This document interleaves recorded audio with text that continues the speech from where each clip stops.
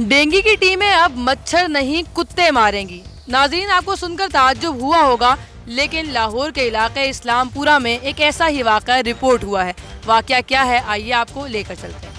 अस्सलामुअलैकुम, डेली पाकिस्तान के साथ मैं हूँ दुआ मिर्जा। नाज़रीन, हुकूमत की जानिब से कुत्ता मार मुहिम जारी है और इस हवाले से दातागंज बख्श टाउन इंतजामिया की अनोखी कार्रवाई सामने आई है। इस्लामपुरा कृष्ण नगर में पालतू कुत्ते को आवारा कुत्ता समझकर गोली मारी गई है। दवाई देकर नहीं मारा गया बल्कि शूट किया गया है। यहाँ के लोग सरापा एहतजाज है, उनका यही मुतालबा है कि इतनी तजलील क्यों की गई और वो कुत्ता जो यहाँ पर पालतू था, सारे मोहल्ले वाले उसकी फिक्र करते थे, उसकी देखभाल करते थे, तो उसको क्यों मारा गया और किसकी हिदायत पे मारा गया। मोहल्ले वाले मेरे साथ मौजूद हैं, इनसे जानते हैं। क्या आपने लोगों को नहीं बताया क्या कुत्ता बाहर पर रहता? हमारा कुत्ता था, हम खाना डालते थे, रात को हमारे घर आता था और सुबह वो चला जाता था। मारने से 2 दिन पहले टीम आई है, तो मैं गाड़ी में बैठी हूँ तो मैंने देखा कि एक आदमी उतरा जिसके हाथ में गोली है। मैं उससे लड़ी बकायदा, उसने मुझे एक पर्ची दिखाई, जी हम ऑर्डर लेके आए हैं। बहरहाल कुत्ता उस टाइम मौजूद नहीं था, वो लोग चले गए। किसने कंप्लेन की थी और क्यों की थी? ये आगे घर हैं, 2 औरतें हैं, एक डॉक्टर फरीजा और उनकी वालदा है। ये हमारे इधर ही डिस्पेंसरी, मेन डिस्पेंसरी की वो डॉक्टर है, उन्होंने कंप्लेंट की थी। क्यों की थी? कोई कुत्ता तंग करता था किसी को? क्या होता? वो उन्हें नींद नहीं आती थी, वो रात को भौंकता है, तो क्यों वो भौंकता है इसलिए। एक ही बंदे को मसला था पूरी गली में से। हमें कोई परेशानी नहीं थी उससे।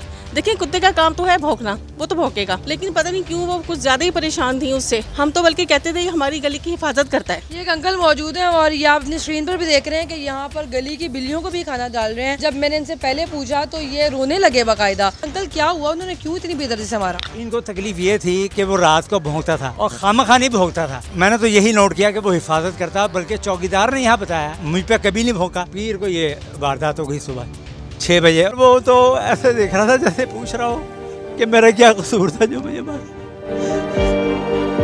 हर आंख अश्कबार है।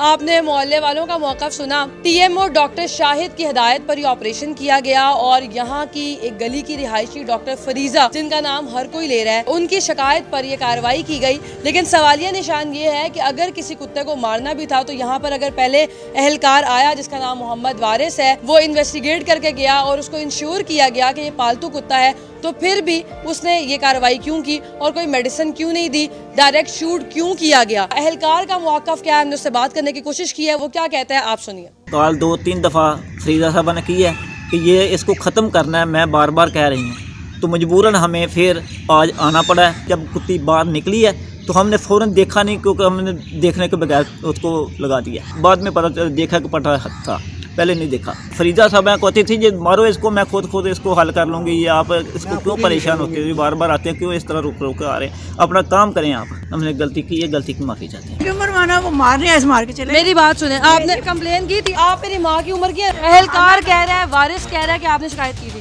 फरहाना नाम लिखा हुआ है, पूछो। फरीजा लिखा हुआ है और आपका नाम लिखा हुआ है। आप मुझे काम करने दो अपना, चल दो। आपने शिकायत की थी कि नहीं की थी? नहीं की थी। फिर बताओ क्या? ये दरवाज़ा मुझ पर बंद कर दिया गया और बाकायदा ने बदतमीजी की है, जबकि एहलकार जिसने कार्रवाई की, जिसने शूट किया, उसने सवाल करने पर बताया कि उन्होंने इनकी बार बार कंप्लेन पर यह कार्रवाई की। सुबह 7 बजे वाक़या पेश आया और ऐनी शाहिदीन मेरे साथ मौजूद हैं जो इस वक्त गली में मौजूद थे जब उस कुत्ते को गोली मारी गई। ज़ाहिर है, जब एक फायर होता है तो उसकी एक ख़ास आवाज़ होती है और सबको पता चल जाता है, तो फौरी वो लोग जो कि जाग रहे थे वो बाहर आए, उन्होंने देखा कि क्या वाक़या पेश आया। जब गोली लगी तो उसकी गोली की आवाज़ से हम बाहर आए तो यहाँ पे जो कि बेचारा कुत्ता सोए हुए को गोली मारी है, वो उस टाइम यहाँ पे सोया हुआ था और उसके साथ ये ज्यादती हुई है। आपने क्या वाक़या देखा और आप क्या समझते हैं कि ये कितना गलत हुआ? इंसान का नहीं हो सकता, कम से कम एक कुत्ते पे तो रहम खाओ यार। गोली की आवाज़ रही है, मुझे उस वक्त कुछ याद नहीं, मुझे लगा मोहल्ले में कोई मसला हो गया, मैं उठा, मैंने देखा कुत्ते को गोली मार के चले गए हैं। मतलब कि इंसानियत तक खत्म हो गई आप लोगों में। 2 दिन से 3 दिन से रात को वो माँ बेटियां लगी रहती थी कि भाई इसको गोली मार देंगे हम। किस वजह से गोली मार दोगे? कुरान पाक में लिखा हुआ है, तुम जमीन वालों पर रहम करो, मैं तुम पर रहम करूंगा।